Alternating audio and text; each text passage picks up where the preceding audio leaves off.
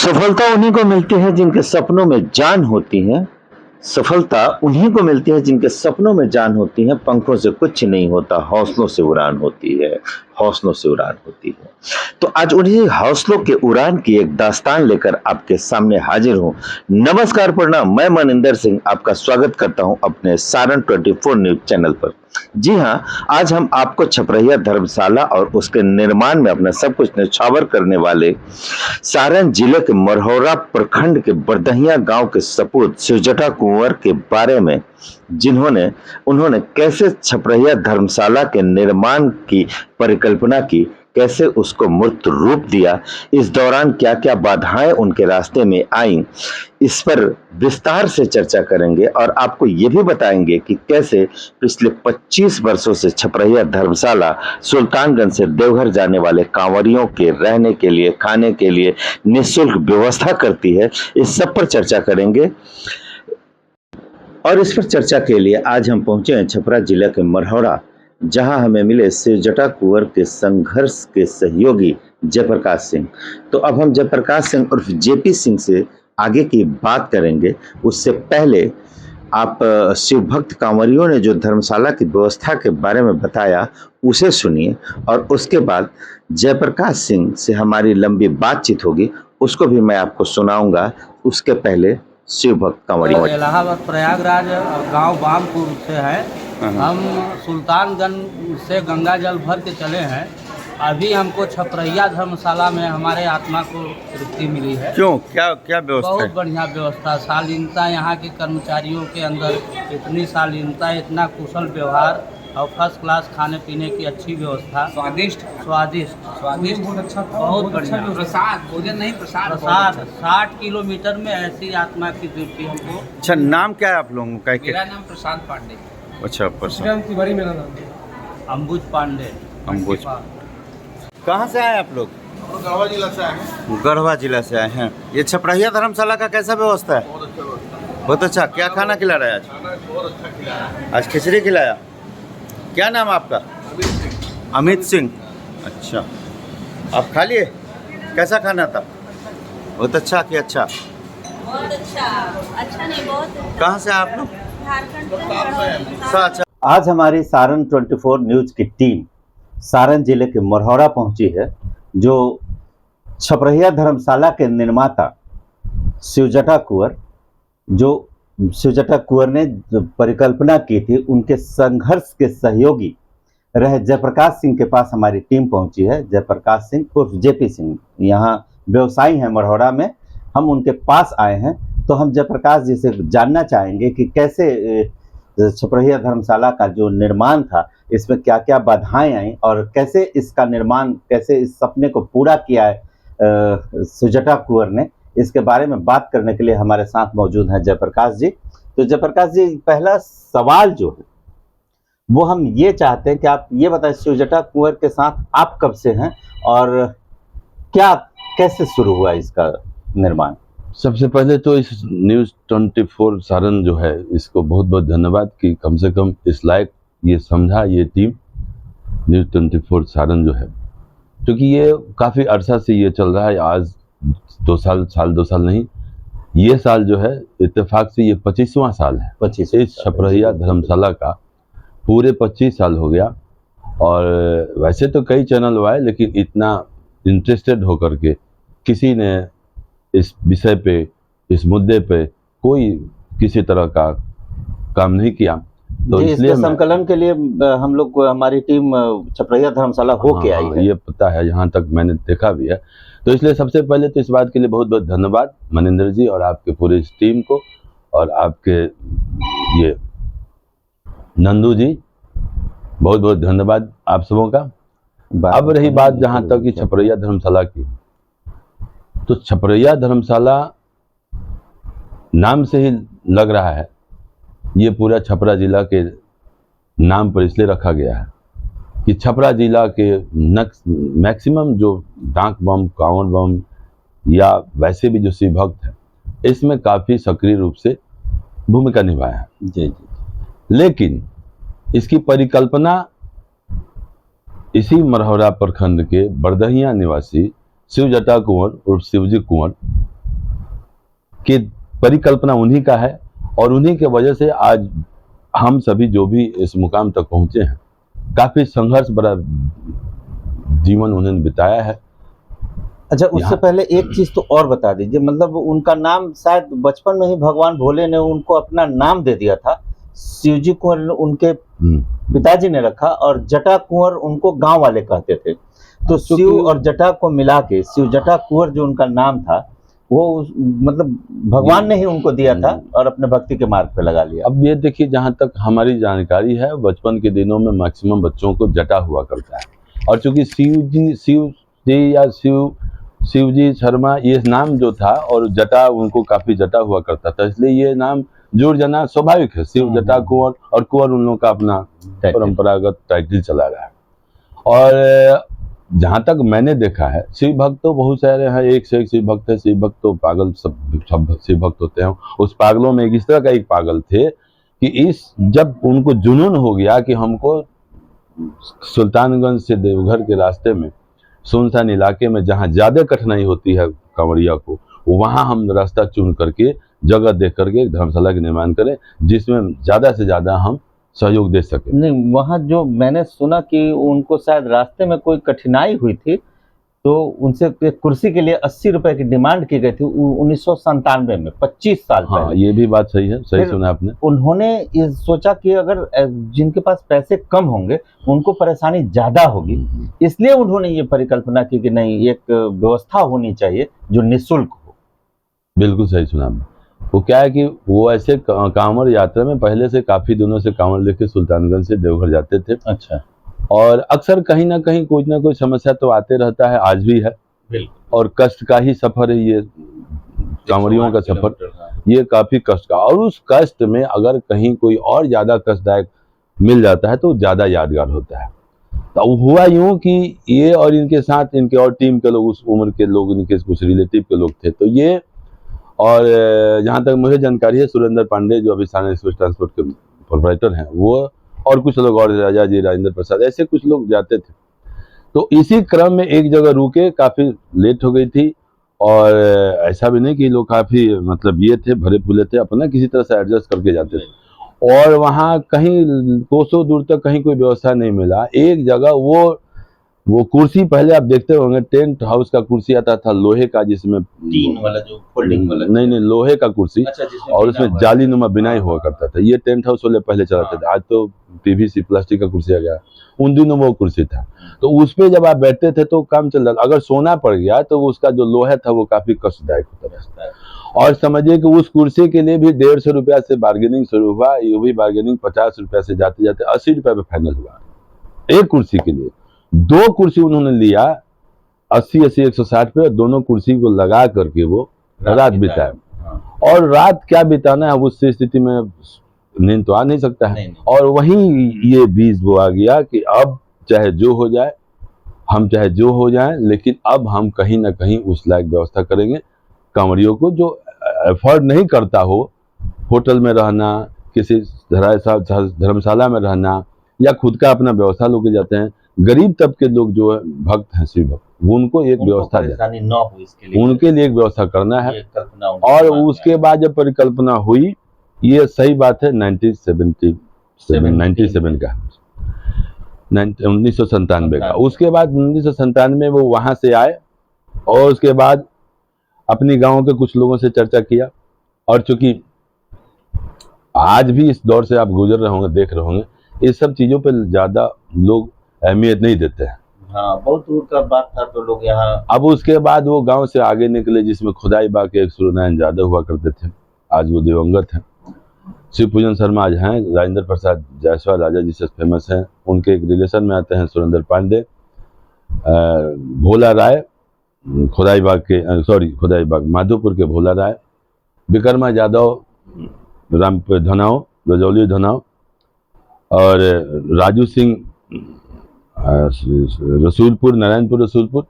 ऐसे बहुत सारे लोग उनके साथ टीम बनाए, और सबके यहाँ व्यक्तिगत रूप से, हाँ, सिहोरिया बरदहिया के हरेंद्र शाह हुआ करते थे डीलर, उन लोगों के साथ ये मिले तो पहले तो आपसे कब मिले? मेरी मुलाकात 97 के लास्ट में, सावन बीत जाने के बाद, इसी दौरान जब वो इसी अपने दौरान, टीम हाँ। गठित कर रहे थे, मेरे उस दौरान आपसे मिले? मुझे मिलने का एक और कारण है, उन दिनों मेरी एक प्रिंटिंग प्रेस हुआ करती थी। अच्छा। वो इस काम के चंदे के लिए प्रिंटिंग प्रेस के लिए रसीद छपवाने के लिए आया, और जब अपनी सारी बातें उन्होंने बताया तो मैंने पहले ही कहा कि आप चाहे जितना रसीद छपवाए, ये मेरे तरफ से चंदा स्वरूप जाएगा। बहुत अच्छा। तो उन्होंने मेरा उठ के गले पकड़ा, हाथ मिलाया, बड़ा गले लगाया कि आप जैसे भक्त अगर मिल जाए हमको हर काम में तो फिर तो हम मंजूर। मैंने उसे वादा किया, ये तो कुछ नहीं है, अगर आर्थिक रूप से और कोई सहयोग लेना हो, शारीरिक रूप से सहयोग लेना हो तो हम आपके लिए तत्पर हैं। इसी तरह से ये कारवा बनते गया और कई सारे लोग छपरा जिले के इससे जुड़ते गए, और नतीजा हुआ कि आज छपरैया एक अच्छे मुकाम पे है। 1 to 10, 1 से लेकर 10 अच्छे अगर धर्मशाला का गणना किया जाए तो उसमें छपरैया आता है।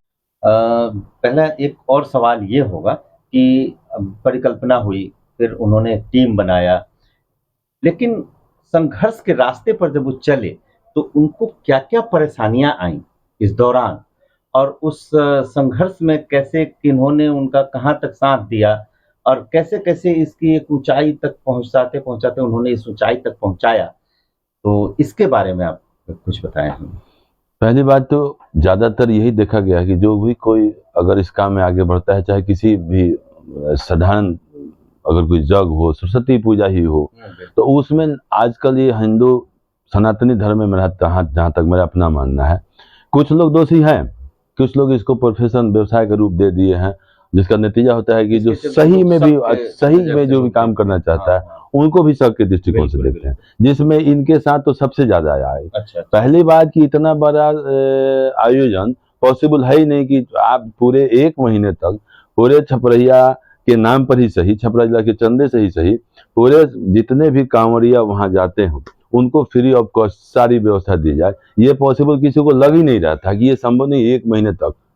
लेकिन इनका ये जीत था, शिवदत्ता कुंवर, एक तरह का जुनून कहिए, वो था कि हमको अनिया करना। आप विश्वास नहीं कीजिएगा, कहीं कहीं तो ऐसा हुआ है तिरस्कार के रूप में, अच्छा आप आए हैं तो ऐसा कीजिए, हमारे पास तो आर्थिक कुछ है नहीं, अभी इस साल गेहूं अच्छा हुआ है मिला जुला के, आप 2 किलो गेहूं ले लीजिए। शहर से उन्होंने लिया और उस गेहूं को इस तरह से 2 किलो 1 किलो गेहूं को इकट्ठा करके वहां लेकर के पिसवा करके पूरी वगैरह इस्तेमाल किया गया। तो मैं इन दोनों से, चूंकि कहीं से घूम के आते थे, गांव और मढ़ौरा काफी नजदीक है, वो मेरे यहाँ आके बैठते थे, थके हारे आते थे, तो मैंने ये काफी नजदीक से उन्हें देखा है। बारिश के दिनों में भीगते हुए आते थे, चूंकि ये काम ही बारिश के समय का है, तपती धूप में, चिलचिलाती धूप में वो तपते हुए आते थे। और एक साधारण उनके पास MAT बजाज कंपनी की कमाटी गाड़ी हुआ करती, पुरानी गाड़ी, अक्सर कहीं ना कहीं बिगड़ जाता था तो किसी न किसी का लिफ्ट ला कर आते थे। कारीगर उनका एक ही था, परमानेंट कारीगर धर्मेंद्र मिस्त्री, वो लेके जाता था, बना के आता था, फिर उनके यहाँ पहुँचाता था। बड़ी संघर्ष का जीवन उन्होंने जिया, और जहाँ तक मेरा मानना है ये संघर्ष एक अच्छा रंग लाया, निखार आया, और हम 2-4 लोग जो जुड़े उनके साथ, उनकी भी निष्ठा हम लोगों पे बढ़ी, और हम लोगों ने जहाँ तक अपना पॉसिबल समझा उनको सहयोग किया, लेकिन क्षणिक रूप से। बिल्कुल, वो पूरी जिंदगी उन्होंने समर्पित कर दिया था छपरैया। 97 के बाद जब उन्होंने ये उसके बाद, हाँ, उनके बाद उनका कोई प्रोफेशन नहीं, कोई बिजनेस नहीं, कोई रोजगार नहीं, खेती गृहस्थी परिवार, यहाँ तक कि उनके 2 लड़के लोग हैं, वो लोग भी इसको लाइक नहीं करते थे।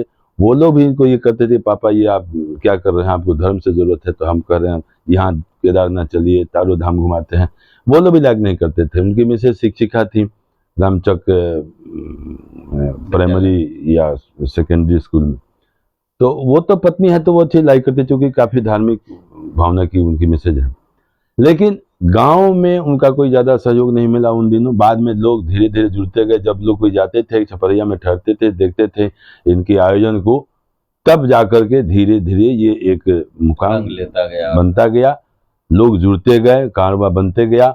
और आज संघर्ष उनका संघर्ष का ही है कि आज उनके नहीं रहने के बावजूद भी लोगों ने इस बात को हमारी प्रयास है जिंदा रखा है, और हम चाहेंगे कि ये छपरैया इसी तरह से फलते फूलते रहे, और इसका जो मेन उद्देश्य है उससे हम नहीं भटके।